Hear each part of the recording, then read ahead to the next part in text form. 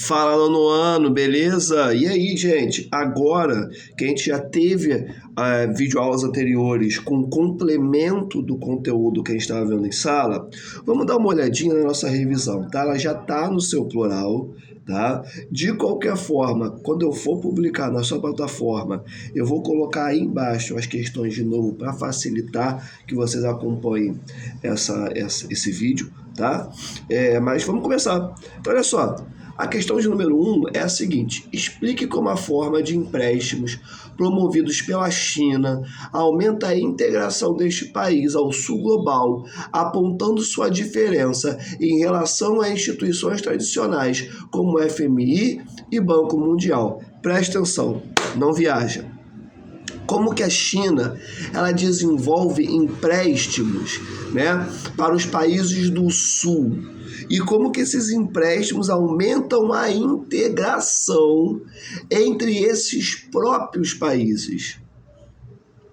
Como é que isso funciona? Inclusive, isso já acaba entrando na pergunta de número 2. Mas vamos por partes. Olha só, a China, ela olha para o mundo e pensa o seguinte: cara, quais são os países que têm um acesso à matéria-prima em abundância? A maior parte desses países está no sul global.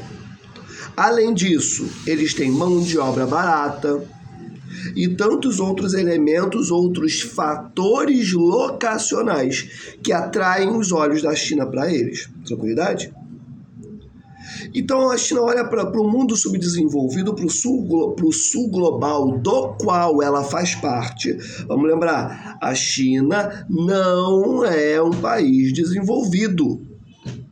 Por mais que ela seja a segunda maior economia do mundo, a China é um país emergente. É um subdesenvolvido com estrelinha na testa. Beleza? Então, a China olha para o sul global do qual ela faz parte e pensa o seguinte: cara, eu quero cada vez mais me integrar a esses países, eu quero cada vez mais me aproximar economicamente, politicamente, geopoliticamente desses países do sul global, que, diga-se de passagem, é onde a maior parte da humanidade está. Beleza? E aí que ela pensa: cara, eu tô ligado que a maior parte desses países são subdesenvolvidos. Eles precisam de quê? De grana. De grana. E eu tô ligada também que grande parte desses países vai pegar dinheiro emprestado com o FMI, que é o Fundo Monetário Internacional, com o Banco Mundial, com o Fed, que é o Federal Reserve, que é o Banco Central Estadunidense. E a China também está ligada que quando um país pega dinheiro emprestado com essas instituições, a posição dessas instituições é a seguinte: cara, olha só, tu quer dinheiro emprestado? Show de bola. Diminui o investimento em educação, diminui o investimento em infraestrutura, em saúde. Por quê? Porque eu quero a minha grana. Se você está pegando dinheiro emprestado comigo, eu não quero que você gaste dinheiro com qualquer outra coisa que não seja comigo mesmo. Porque eu quero meu dinheiro. Ah, mas e o meu povo? O FMI, o Banco Mundial, o Federal Reserve não estão preocupados com isso. Eles estão preocupados que o país que pegou dinheiro emprestado com eles pague o que deve. Tudo bem? A China olha para essa estrutura e percebe que os países do sul global, os subdesenvolvidos, conforme eles vão pegando dinheiro emprestado com essas instituições multilaterais que emprestam dinheiro, instituições financeiras focadas nesses empréstimos, conforme eles pegam esses empréstimos com essas instituições, os países vão ficando cada vez mais dependentes dessas instituições. Por quê? Porque, cara, é um pagamento de milhões de dólares que leva um tempo para ser pago. E quanto mais você pega dinheiro emprestado, mais você precisa. Porque se você não investe em educação, você não tem mão de obra qualificada. Se você não investe em ciência, você não tem uma indústria complexa, bem desenvolvida, ou seja, você está fadado ao subdesenvolvimento. Se você é subdesenvolvido, você sempre precisará pegar dinheiro de quem tem. Logo, você sempre estará endividado, uma bola de neve que nunca acaba, e você ficará para sempre atrelado a essas instituições financeiras, que basicamente os seus principais financiadores são países desenvolvidos. Ou seja, você acaba estando sempre atrelado, dependente aos países desenvolvidos. A China olha para isso e fala, cara, eu preciso desses países do sul global, que são pobres. Se eles ficarem dependentes do mundo desenvolvido, do norte global, eles não irão se aproximar de mim da forma como eu quero que isso aconteça. Então, sabe como a China faz os empréstimos dela? Ela chega para o Brasil e fala, Brasil, olha só, tá precisando de dinheiro para fazer a obra de infraestrutura, não tá? Show de bola. Toma aqui. O Brasil vira e fala, peraí, China, o que eu preciso para ter esse empréstimo? Eu tenho que te pagar alguma coisa? Eu vou ter que me endividar? Como é que funciona isso? A China vira e fala, Brasil, suave, presta atenção, não viaja. Suave, Brasil, olha só, a única coisa, só vou te pedir 2 coisinhas, tá? Que coisinhas são essas? Me apoie em questões geopolíticas. Se eu precisar de um apoio de países, eu quero que você me apoie. E segundo, você está querendo fazer uma ponte? Pô, contato os serviços das minhas empresas. Assim, olha que genial, assim, a China com uma tacada, emprestando dinheiro, ela faz com que o Brasil se aproxime mais dela, se distancie dos países desenvolvidos do norte global, como Estados Unidos, Alemanha, França e por aí vai.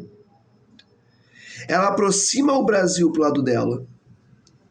Junto a isso, ela torna as suas empresas mais espalhadas pelo planeta. Assim, ela cresce a sua economia, ela cresce a sua influência econômica e geopolítica pelo planeta. Com uma tacada, emprestando dinheiro, sem exigir que os países que estão pegando dinheiro emprestado tenham que diminuir investimentos em saúde, educação, ciência, tecnologia e infraestrutura. Gente, isso parece pouco, mas foi uma revolução no início do século XXI, e até hoje é. E vou te dizer mais, a China, ela ainda vira para esses países e fala, lembra aquela dívida que você tinha? Esquece, ó, anulei, rasguei a dívida, não me deve mais nada, vamos começar uma nova daqui para frente. Por que a China faz isso? Porque, cara, quando você toma essa postura, você vai ter países do seu lado com muito mais facilidade. Você não está tendo esses países do seu lado porque eles são obrigados geopoliticamente, militarmente.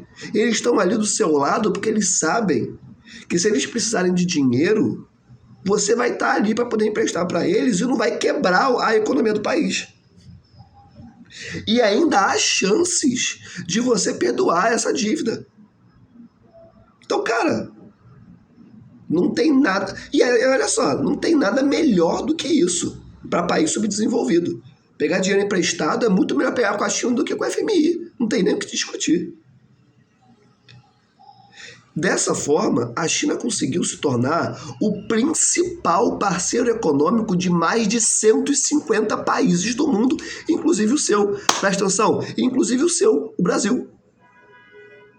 As pessoas podem reclamar o quanto elas quiserem da China. Elas podem falar o que elas quiserem da China. Ela vai continuar sendo o principal parceiro econômico do Brasil, de grande parte da América Latina, da África como um todo, da Ásia, porque nenhum país europeu faz isso. Estados Unidos não faz isso, Canadá não faz isso, FMI não faz isso, Banco Mundial não faz isso, Federal Reserve não faz isso, só a China faz. Entende? É assim que a China, dentre tantas outras questões que a gente vai debater aqui, consegue ser o principal parceiro econômico de mais de 150 países no mundo, a maior parte deles sendo subdesenvolvidos. China, por exemplo, fez isso com Cuba. Vira e mexe, ela faz isso com Cuba, inclusive. Cuba deve muita grana para a China. A China vira e fala, Cuba, esquece aquela dívida. Tudo nosso. Tudo nosso, relaxa. Ó, relaxou, hein? Tá tranquilo. Aquela dívida passou, é passado, tá? Vamos fazer uma nova daqui para frente. Tudo nosso. Tranquilo, gente. Então, olha só. Até esqueci a pergunta, peraí. Eu falo de prédio. Tá, escreve assim no seu caderno. A China fornece empréstimos aos países do sul global sem exigir contrapartidas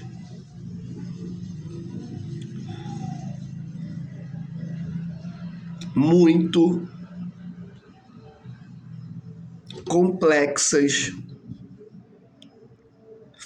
destas nações, vírgula, diferente do que nós percebemos quando o FMI e Banco Mundial emprestam dinheiro para estes mesmos países, vírgula, uma vez que estas instituições exigem a redução de investimentos em áreas fundamentais. Ponto. Dando sequência, vírgula, a China exige apenas apoio internacional e contratação dos serviços das suas empresas para as obras de infraestrutura. Ponto final. Tranquilidade, gente? 2. Explique a importância da China para a maior integração entre o mundo subdesenvolvido. Como eu já tinha falado, essa 2 complementa a número 1. Olha só, segue o raciocínio. Olha para mim, presta atenção. Se a China fornece dinheiro para os países subdesenvolvidos de uma maneira muito mais tranquila, esses países diminuem o volume de capital, de dinheiro que eles pegam emprestado de instituições como FMI e Banco Mundial. Com isso, eles ficam menos dependentes do norte global, ficam menos dependentes do mundo desenvolvido, conseguem desenvolver mais a sua base material, as suas indústrias, suas infraestruturas diversas de transporte, comunicação, e conseguem ter uma postura mais independente na geopolítica, porque não é mais um país encalacrado, preso aos interesses do mundo desenvolvido, porque ele está conseguindo pagar as suas dívidas e investir nas áreas mais importantes para o desenvolvimento econômico. Sacou? E ainda por cima, esses países subdesenvolvidos viram e falam, peraí, a gente está conseguindo investir mais, está conseguindo ficar mais independente em relação ao norte global, por que a gente não troca mais ideia entre a gente? Argentina, bora trocar uma ideia. Bolívia, bora trocar uma ideia. Paraguai, Equador, Guiana, Venezuela e por aí vai. Guiné-Bissau, Angola, Taiwan, Vietnã, Laos e por aí vai, cara. Bora trocar uma ideia entre a gente. Não mais com o norte global. Entre a gente, perceba. Não é que os países subdesenvolvidos vão virar as costas para os Estados Unidos e para a Europa, até porque não podem fazer isso. O Google vem da onde? O Facebook vem da onde? A Microsoft vem da onde? A Apple vem da onde? As principais empresas de infraestrutura, telecomunicação, vem da onde? O principal mercado do planeta Terra vem da onde? Dos Estados Unidos. Você não pode virar as costas para os Estados Unidos. Não pode. Nem para a Europa. Porém, todavia, entretanto, você pode diminuir a dependência em relação a essas economias maiores. Quando você olha para a ascensão dos BRICS, dos emergentes, quando você olha para esses países trocando mais ideia entre eles, se aproximando mais da China, conversando, debatendo seriamente em diminuir o uso do dólar e passar a usar o yuan, que é a moeda chinesa, ou criar uma nova moeda apenas para relações comerciais entre o mundo subdesenvolvido, o que é isso? É o mundo subdesenvolvido olhando para o norte global e falando, cara, não tem como eu virar as costas para vocês. Porém, e nem quero fazer isso, porém, eu consigo e eu vou diminuir a dependência que eu tenho de vocês. Pô, peraí, eu preciso fazer todas as minhas negociações em dólar? Para quê? Para eu ficar ainda mais dependente dos Estados Unidos, que o dólar é emitido por quem? É pelos Estados Unidos. Se eu só faço trocas comerciais em dólar, presta atenção, eu me mantenho dependente dos Estados Unidos. Agora, se eu faço em yuan, se eu faço em rublo, se eu faço em real, eu estou utilizando outras moedas. Eu diminuo a minha dependência enquanto dólar. E, gente, para qualquer país isso é positivo. Ficar dependente de um único país, de uma única economia, é horroroso. Economicamente falando, geopoliticamente falando, é um tiro no pé. Não faz sentido. Agora, eu manter relações com vários países em um mundo que se pressupõe multipolar é o melhor a ser feito. Então, hoje em dia, tem inclusive alguns geógrafos, alguns professores, estudiosos, que estão apontando que quem está reforçando a característica de uma ordem global multipolar não é o norte global. Porque para os Estados Unidos, para a Europa Ocidental, a melhor coisa do mundo é que nós, do mundo subdesenvolvido, continuemos extremamente dependentes deles. Por quê? Vamos continuar comprando muito das empresas deles, vamos continuar reproduzindo valores culturais e sociais deles. Então, para o norte global, a melhor coisa é que nós fiquemos extremamente dependentes deles. Quem está reforçando... Não, peraí, nós não vivemos no mundo globalizado? Não tem essa história de mundo globalizado? Todo mundo falando com todo mundo, trocas comerciais pra caramba, blocos econômicos, irado. O mundo não é multipolar? A Guerra Fria não acabou? O mundo dividido em capitalismo e socialismo não acabou? Agora, o papo que era dito na década de 90 não era um mundo que se conectava, todo mundo trocava ideia, um mundo dividido em blocos econômicos, vários polos de poder econômico? Não é essa a história? Então, que assim seja. Ué, não é isso que nos ensinam? Que o mundo é multipolar? São vários polos de poder econômico? Então vamos fazer isso.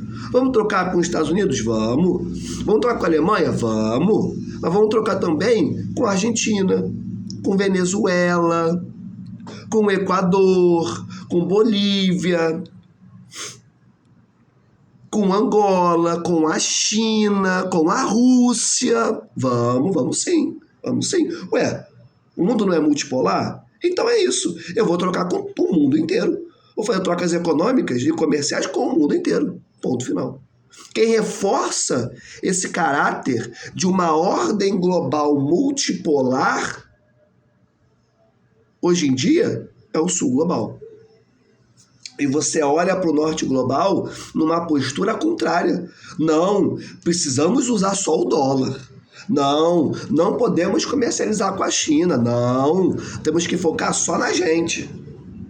Ou seja, o norte global, que é quem estrutura esse discurso na década de 90 de vivemos em um mundo multipolar, todo mundo fazendo trocas, globalização. Hoje em dia, ele vai contrário a esse mesmo discurso que ele defendia lá atrás. Quem hoje em dia bate na mesa e fala, não, o mundo não é globalizado, não é multipolar, agora são os pobres, são os subdesenvolvidos, somos nós. Quem, inclusive, lidera o mundo, olha que doideira, quem lidera o mundo subdesenvolvido, quem lidera o sul global hoje em dia, nesse movimento de diminuir a dependência em relação ao norte global, principalmente em relação aos Estados Unidos, sabe quem é? Sabe quem é? É o Brasil. É a gente.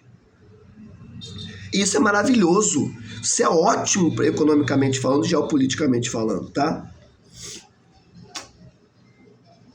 Então, para responder essa questão, escreve assim no seu caderno.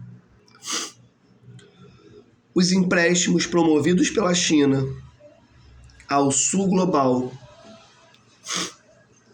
têm diminuído a dependência desta porção do planeta em relação ao norte global, possibilitando a maior integração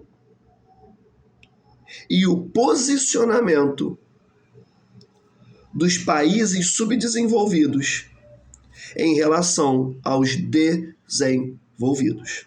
Tudo bem? Ponto final. 3. Comente sobre a guerra comercial entre China e Estados Unidos. Vamos lá. Pessoal, perceba. A número 1 conversa com a 2 e a 1 e a 2 conversam com a 3, tá? São 3 questões diferentes que falam basicamente do mesmo tema, beleza? 3. Comente sobre a guerra comercial entre China e Estados Unidos. Gente, olha só. Eu acabei de falar que a China está sendo um país fundamental para diminuir a dependência da nossa galera, dos países subdesenvolvidos, dos países do sul global, em relação ao norte global. O que vocês acham que o norte global vai pensar em relação a isso? Vai gostar? Vai achar maneiro? Vai achar, caraca, que legal que a China está fazendo isso, que legal que o sul global está se posicionando geopoliticamente. É claro que não. É óbvio que não. Tá?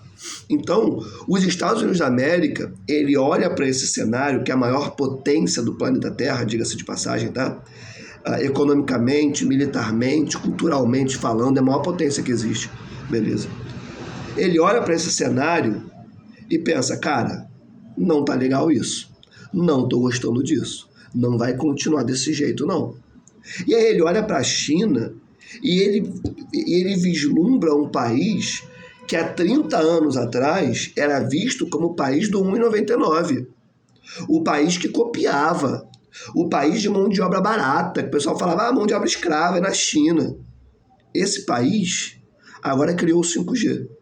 Esse país agora é o principal polo de produção científica do planeta Terra. Em 2022, a China superou os Estados Unidos em número de pesquisas científicas. As universidades chinesas são das melhores do planeta inteiro, batendo de frente com a dos Estados Unidos. Perceba como num tempo muito curto, o perfil da China foi alterado completamente. A China já é a segunda maior economia do mundo, com vias de se tornar a maior economia do mundo em 30 anos ou menos do que isso. Então os Estados Unidos ele olha para o Oriente e ele vê uma China que está tornando possível que o sul global se torne mais independente. Ele olha para uma China que está se tornando a maior economia do mundo. Ele olha para a China que tem potencial de se tornar o maior polo desenvolvedor de tecnologia do planeta Terra. E ele pensa, não está certo. Eu preciso acabar com isso. E aí, dentro dessa conjuntura econômica e geopolítica, o que os Estados Unidos começam a fazer? Começa a impor sanções a empresas chinesas. Pessoal, olha só. O discurso de vamos colocar sanções sobre a Huawei, sobre outras empresas chinesas, por questão de espionagem, vamos banir o TikTok porque eles espionam a gente. Pessoal, em 2014, o Wikileaks, né, que é um site, enfim, ele coloca um relatório, vaza informações do governo estadunidense, aonde é colocado que o governo estadunidense espionava Todos os países do mundo, incluindo a então presidente do Brasil, também tinha o seu telefone grampeado pelos Estados Unidos. Pessoal, isso é história. Você encontra isso facilmente no Google. Procura aí agora no Google. Agora, dá uma pausa nesse vídeo. Vai no Google, escreve assim, WikiLeaks 2014. E dá uma lida. Gente, o responsável por vazar esses dados, se eu não me engano era o Snowden? Não tenho certeza. Mas o responsável pelo vazamento desses dados, ele estava sendo caçado pelos Estados Unidos até outro dia. Ele estava refugiado na Rússia. Se fosse mentira, não estavam nem aí. Houve um posicionamento oficial da presidente do Brasil quanto a essa situação. Se não fosse algo real, a presidente do seu país não ia falar nada. Se não fosse real, outros presidentes de outros países do mundo não teriam se colocado em relação a essa situação. Teriam ficado quietos, para não dar palco para maluco. Só que todo mundo se posicionou. Então, gente, olha só. Esse discurso da espionagem não cola. Não cola. Geopolítica é assim, presta atenção, sempre foi. É o terreno da hipocrisia e da espionagem. Espionagem industrial, por exemplo, existe há décadas, todo mundo sabe disso. Então, a maior economia do mundo, que em 2014 vazam dados oficiais mostrando que espionava o planeta Terra, incluindo o seu país, virar e falar que vai banir o TikTok por medo de espionagem, você realmente acha que as sanções que são feitas em relação ao Huawei, que é a empresa responsável pelo desenvolvimento da tecnologia 5G, que passou a Apple alguns anos atrás em valor de mercado, as sanções a essa empresa se dão por conta do medo da espionagem dos Estados Unidos em relação à China? Pelo amor de Deus. Então vamos acreditar em Papai Noel, vamos acreditar em Coelhinho da Páscoa, porque não tem jeito, né? Pessoal, é uma questão econômica. É uma questão política. Quando a gente fala tanto do medo dos Estados Unidos em relação à espionagem e a China com medo dos Estados Unidos também em relação à espionagem, gente, isso é discurso para legitimar o que eles vão fazer. Para fazer com que a população compre essa ideia. Isso não é real. Isso não se materializa. Quando os Estados Unidos impõe uma série de sanções. O que é sanção econômica? É quando um país vira para o outro e fala: você não pode mais comprar esses produtos meus. Você não pode mais ter acesso a esses serviços meus. O Google não pode mais fornecer o Android para a Huawei colocar esse sistema operacional nos seus celulares. Não pode mais. Se alguém vender alguns produtos específicos para a Huawei, e aí quando esse alguém eu falo países, esses países ficarão impedidos de fazer trocas econômicas com os Estados Unidos durante algumas décadas. Isso é sanção econômica. Isso mostra quem tem poder e quem não tem. Então, escreve assim no seu caderno, como resposta a essa número 3. A guerra comercial entre China e Estados Unidos se dá a partir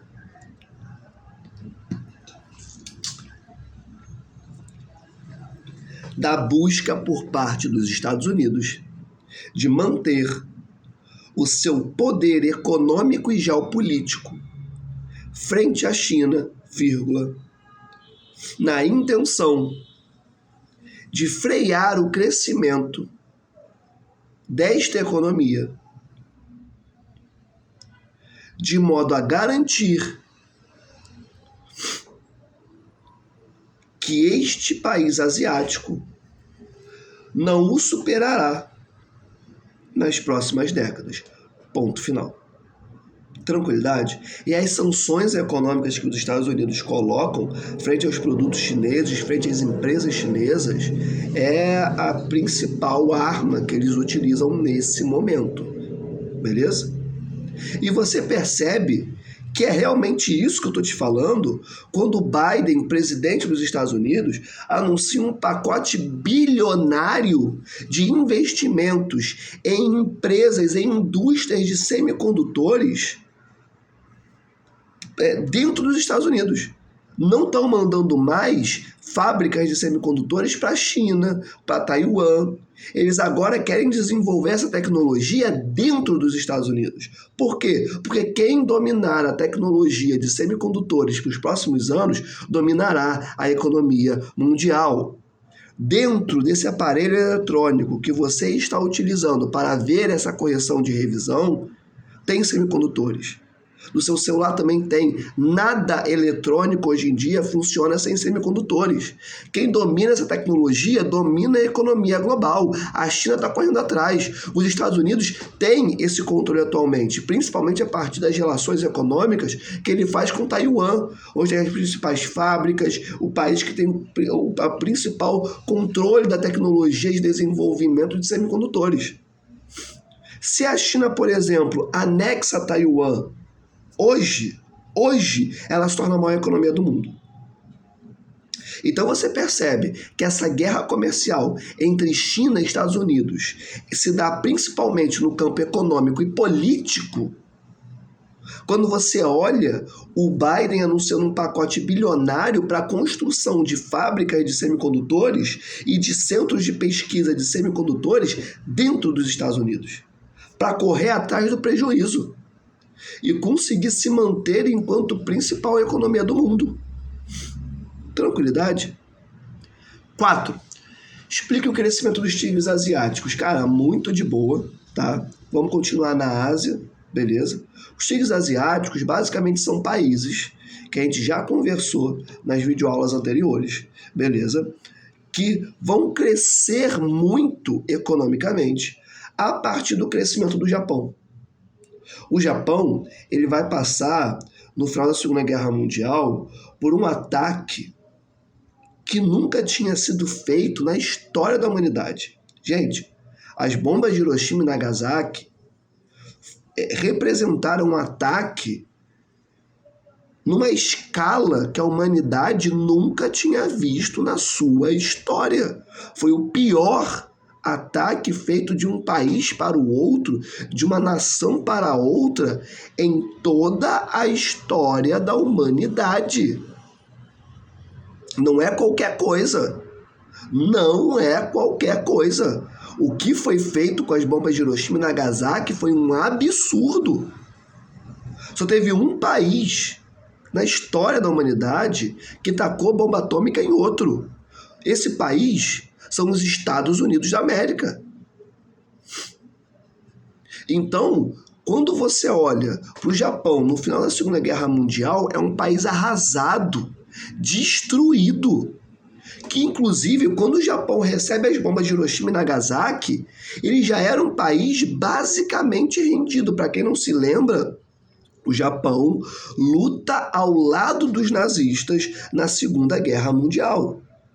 Tá? Já falamos sobre isso, como que o Japão tem um histórico muito complicado, como que o Japão ele adota um discurso de raça superior na Ásia com muita tranquilidade, como que isso influencia a cultura japonesa até hoje, a cultura e a política japonesa até hoje, como que isso é um tema muito espinhoso dentro do Japão, tá? Então o Japão na Segunda Guerra Mundial ele luta ao lado dos nazistas. Só que no momento em que ele recebe os ataques dos Estados Unidos, ele já estava praticamente rendido. Não havia, isso é fundamental, tá? Não havia a necessidade de um ataque envolvendo as bombas de Hiroshima e Nagasaki ter acontecido. Não existia essa necessidade. Presta atenção. E mesmo assim, o Japão é atacado de uma forma bizarra. As mortes que ocorreram, tanto no ato da explosão das bombas, como depois, por radiação, assim, os relatos são absolutamente tristes. crianças nascendo décadas depois com deformações físicas por conta da radiação daquela época. Pessoas morrendo com a pele derretendo em algumas partes por conta da radiação. Gente, é bizarro. Então o Japão, pós Segunda Guerra Mundial, é um país completamente destruído. Godzilla, inclusive, é inspirado nesse momento. E tantos outros animes que vão vir a ser feitos, inclusive os que são feitos até hoje, retratam em alguma medida o terror gerado pelos Estados Unidos no Japão com as bombas de Hiroshima e Nagasaki. Só que olha só que interessante. O mesmo país que aniquila o Japão é o que vira para o Japão pouco tempo depois e fala: pô, Japão, tô com um pacote aqui de ajuda financeira maneiro para você. Você quer uns milhões de dólares para você se reconstruir? Gente, não tinha como o Japão não aceitar. Ele estava literalmente de joelhos, rendido, humilhado perante os Estados Unidos. Os próprios japoneses falam isso. Tá? Não é como... O povo japonês, ele entende esse período como um período de humilhação perante ao Ocidente. Então, ele vai virar para o país que o destruiu e vai negar? É claro que não. Ele é maluco? É claro que não. Então, ele pega esse dinheiro, se reconstrói, vai investir em ciência, tecnologia, educação. Na década de 70, pouco mais de 30 anos depois do fim do conflito da Segunda Guerra Mundial, ele já era uma potência. Já era uma potência de novo. E aí o Japão ele vai crescendo tanto, que ele pensa o seguinte: cara, e se eu pegar parte das minhas indústrias e jogar para os países mais pobres? Aqui da Ásia mesmo. Eu vou conseguir ter uma mão de obra muito mais barata, uma legislação ambiental muito mais frágil, isenção de impostos, eu vou gastar muito menos e produzir muito mais. Eu vou crescer mais ainda. E assim ele faz. Os tigres asiáticos são esses países asiáticos mais pobres que recebem essas unidades produtivas do Japão e vão começar a exportar a partir das plataformas de exportação. O dinheiro que os tigres asiáticos vão fazer com essas exportações, eles vão reinvestir em ciência, tecnologia, educação e por aí vai. Beleza? E vão se desenvolver. Tranquilo?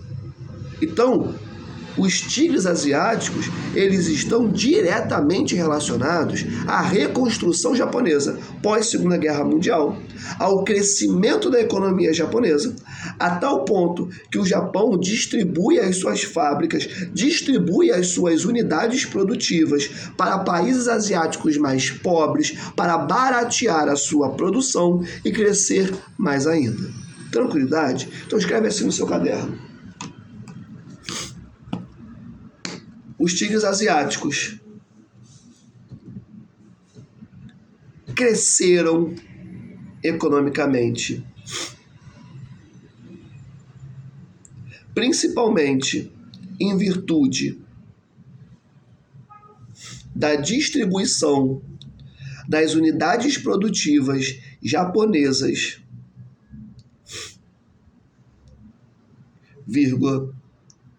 uma vez que o Japão focava em baratear seu processo produtivo, intensificando assim o seu desenvolvimento econômico. Ponto final. Tranquilão? Questãozinha de número 5. Comente sobre o crescimento da economia japonesa após a Segunda Guerra Mundial. Cara, eu acabei de dizer. Então eu vou direto para a resposta. Perceba como está tudo encadeado, conectado na nossa revisão. Tá? Escreve assim nessa número 5 como resposta. Após a Segunda Guerra Mundial, o Japão recebe um pacote de ajuda financeira dos Estados Unidos, e aí você coloca entre parênteses, Plano Colombo, fecha parênteses, vírgula,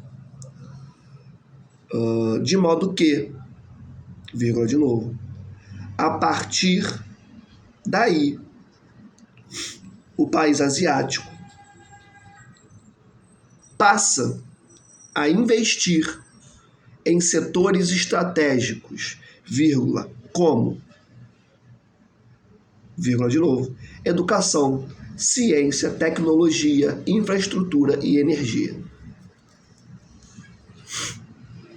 vírgula, promovendo dessa forma um rápido crescimento econômico. Ponto final. Porque o Japão, ele vai investir em educação, em ciência e tecnologia, não porque ele é bonzinho, porque ele acha bonito, né, as pessoas se educarem. Não, cara, porque todo mundo do planeta Terra sabe que um país só se torna desenvolvido se ele tiver investimento em desenvolvimento de tecnologia.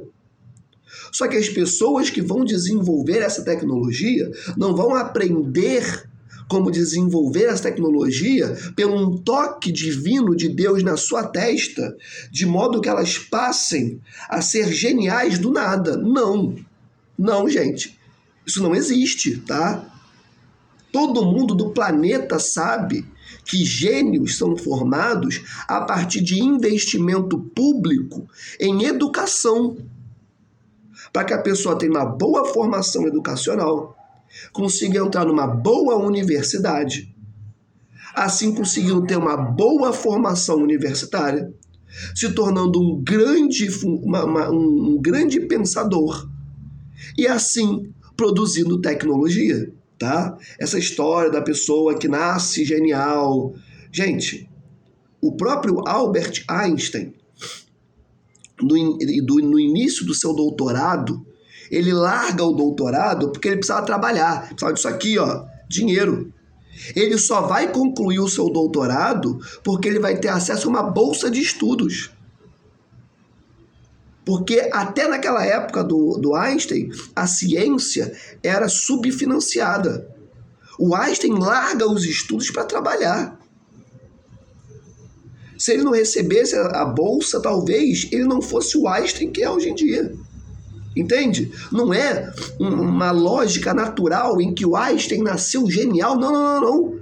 Se não tem investimento em ciência, tecnologia, educação, não tem pessoas geniais. Não é um processo natural, é social. Isso é fundamental, tá? Então o Japão, ele pega esse dinheiro dos Estados Unidos e ele investe nos setores que o planeta Terra sabe que são os setores importantíssimos para que tecnologia seja gerada.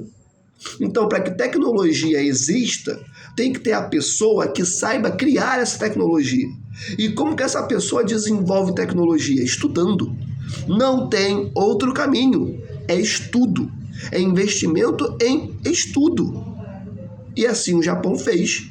E vai crescer rapidamente, se tornar uma grande economia, exportar suas indústrias e assim vai contribuir para o crescimento dos tigres asiáticos. Tranquilidade? Bora. Número 6. Explique por que multinacionais mantêm interesse pela China atualmente. Não é por conta de mão de obra barata. Já falei na videoaula anterior. Se você acha que a China é o país que é atualmente por conta de mão de obra barata, por que o Haiti não é uma potência? Se a China é a China atual porque a mão de obra é muito barata, então peraí, Serra Leoa já é uma potência há muito tempo. Mas não é. Brasil já devia ser uma potência há muito tempo. América Latina tinha que ter carro voador, então. E por que não tem? É porque não é só isso.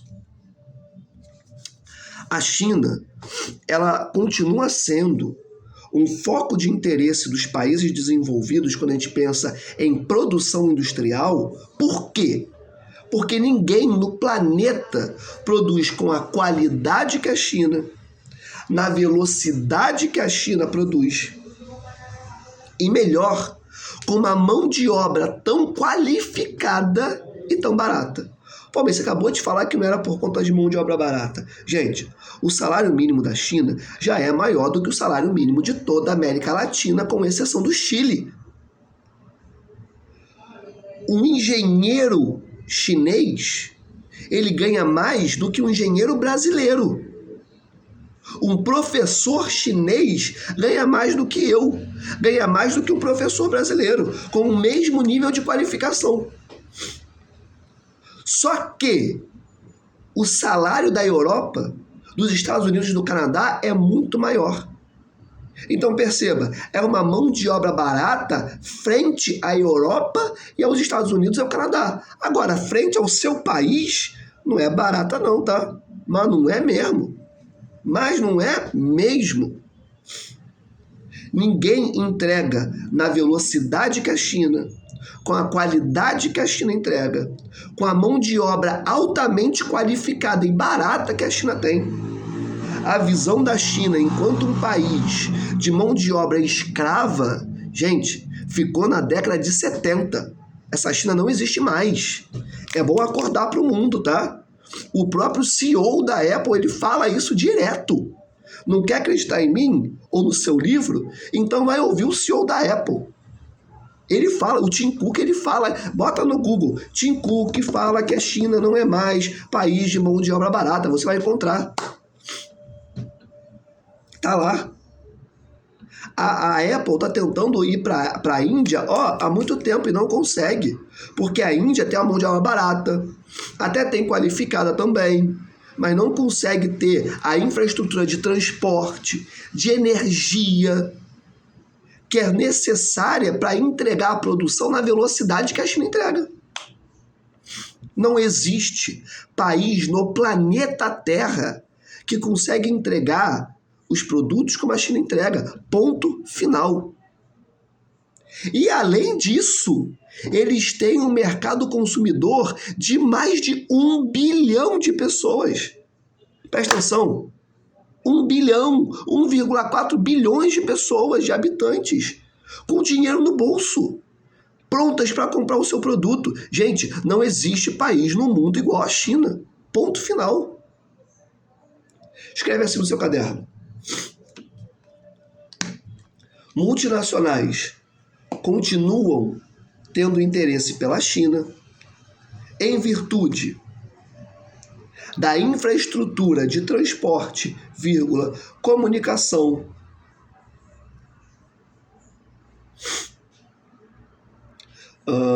que a China possui,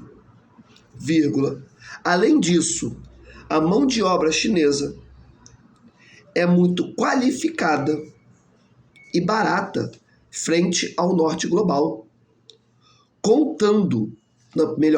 Ponto. O país asiático ainda possui um mercado consumidor absurdamente grande. Ponto final. Tranquilo? Gente, não dá mais para achar que a China se desenvolveu e se tornou a segunda maior economia do mundo por conta de mão de obra barata. Não dá mais. Isso ficou na década de 70. Se continuar pensando dessa forma, desculpa, você não entende o mundo. Vamos continuar. Questão de número 7. Explique a estrutura da economia chinesa, explicitando como este país conseguiu se estabelecer como uma grande potência que se apresenta atualmente. Grande parte eu já falei para vocês, então eu vou direto para a resposta, tá? Escreve assim. A economia chinesa se estrutura a partir de bancos de financiamento, empresas estatais estratégicas, mão de obra qualificada e barata. Novamente, ela é barata frente ao norte global, não em relação ao sul global, tá? E contando com um mercado consumidor gigantesco. Ponto. Tá bom essa resposta para mim, tá? E olha só, com relação a esse mercado consumidor, gente, a população chinesa tem acesso à educação, à moradia, à saúde, por preços muito baixos, à alimentação por preços muito baixos. Então, a maior parte dos gastos que nós brasileiros temos, como por exemplo, escola, plano de saúde, aluguel ou parcelas de um imóvel, os chineses não têm, cara. Então, esse povo, para poder comprar, é muito mais fácil do que a gente. Então, o mercado consumidor, assim, impressionante, cara. É impressionante. A China consegue se manter enquanto um país desenvolvido só com a sua população. Próxima e última questão. Questão número 8. Qual a relação entre a localização geográfica do Japão e os desastres em seu território? Cara, muito tranquilo, muito fácil essa questão, tá? Já falei em sala, então eu vou direto para a resposta. O Japão, escreve assim no seu caderno. O Japão se localiza no encontro de 3 placas tectônicas, fazendo com que sucessivos desastres ambientais se desenvolvam em seu território. Ponto final. Gente, essa revisão ficou grande, tá? Eu sei disso. É de propósito, porque nós tivemos uma série de situações que impediram que a gente conseguisse debater com um certo cuidado essas questões em sala de aula, tá? Então, eu tive o cuidado de fazer a revisão o mais completa possível, tá? Para que você conseguisse se preparar bem para a nossa P2 e curtir as suas férias tranquilão. Beleza? Gente, ó, beijo no coração, nós estamos juntos, tá? E até semana que vem. Valeu!